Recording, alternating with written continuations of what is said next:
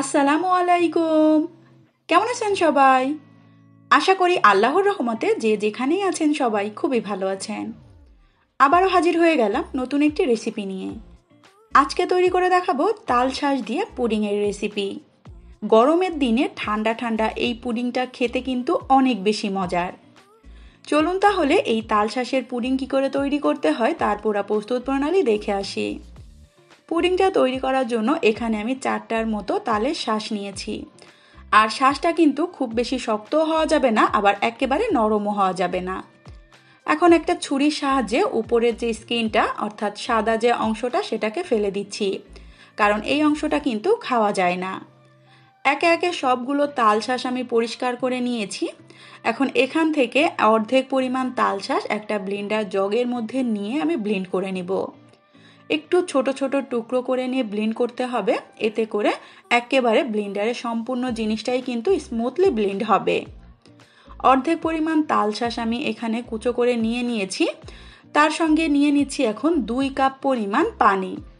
যতটুকু পরিমাণ পুডিং তৈরি করবেন সেই অনুপাতে কিন্তু এই উপকরণগুলো ব্যবহার করতে হবে। তার সঙ্গে দিয়ে দিচ্ছি 1/4 কাপের মতো চিনি।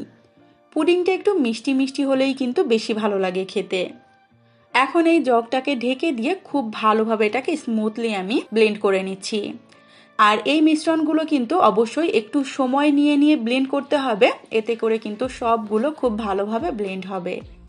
এখন এই জগটাকে আমি এক সাইডে রেখে বাকি যে তালের শাঁসগুলো রয়েছে সেগুলোকে একটা ছুরির সাহায্যে একেবারে ছোট ছোট করে কুচিয়ে নিচ্ছি। পুডিংয়ের জন্য কিন্তু এই কুচি করা তাল শাঁসটা আমাদের লাগবে। এখন যে প্যানের মধ্যে আমি এই তাল শাঁসের মিশ্রণটা রেডি করব, সরাসরি সেই প্যানের মধ্যে ব্লেন্ড করে নেওয়া তাল শাঁসের মিশ্রণটাকে খুব ভালো করে একটা ছাঁকনি দিয়ে ছেঁকে নিচ্ছি, কারণ এই মিশ্রণটা কিন্তু অনেক বেশি স্মুথ হওয়া লাগবে। তারপরে এখানে দিয়ে দিচ্ছি আবারও 3 থেকে 4 টেবিল চামচের মতো চিনি। দিয়ে দিচ্ছি এখানে 1 টেবিল চামচ পরিমাণ আগার আগার পাউডার। এই আগার আগার পাউডারটা দেওয়ার কারণে এই মিশ্রণটা কিন্তু খুব ভালোভাবে জমে যাবে। মোট কথা এই পাউডারটা ব্যবহার করা হয় তরল জিনিসকে একেবারে শক্ত করার জন্য। আর এই আগার আগার পাউডারটা কিন্তু চুলায় বসানোর আগে দিয়েই খুব ভালোভাবে এটাকে নেড়ে চেড়ে নিতে হবে। চুলায় বসানোর পরে অর্থাৎ মিশ্রণটা গরম হয়ে যাওয়ার পরে আগার আগার পাউডারটা দিলে কিন্তু একেবারে মিশবে না, সম্পূর্ণ মিশ্রণটা গোটা গোটা থাকবে। এখন প্যানটা ধরে চুলায় বসিয়ে অনবরত নাড়াচাড়ার উপর রেখে জাস্ট 2 থেকে 3টার মতো বলক দিয়ে নিতে হবে। খুব বেশিক্ষণ জাল করতে হবে না, 2-3টার মতো বলক দিলেই কিন্তু পুডিংটা জমানোর জন্য মিশ্রণটা একেবারেই রেডি হয়ে যাবে। খুব ভালোভাবে আমি এটাকে ফুটিয়ে নিয়েছি। এখন আলতো করে একটু নেড়ে চেড়ে দিচ্ছি যাতে করে উপরের এই ফেনাগুলো অল্প করে কমে যায়। এখন যে পাত্রের মধ্যে আমি পুডিংটা সেট করব সেই পাত্রের মধ্যে প্রথমে এখানে আমি ছোট ছোট করে কুচি করে নেওয়া 1 লেয়ারের তাল শাঁস দিয়ে দিচ্ছি। আর পুডিংটা জমানোর জন্য আমি এখানে কিন্তু একটা কেকের মোল্ড ব্যবহার করেছি। 1 লেয়ার তাল শাঁস দিয়ে তারপরে যে তালের যে জুসটা আমি রেডি করে নিয়েছি সেটাও গরম গরম থাকা অবস্থায় দিয়ে দিচ্ছি।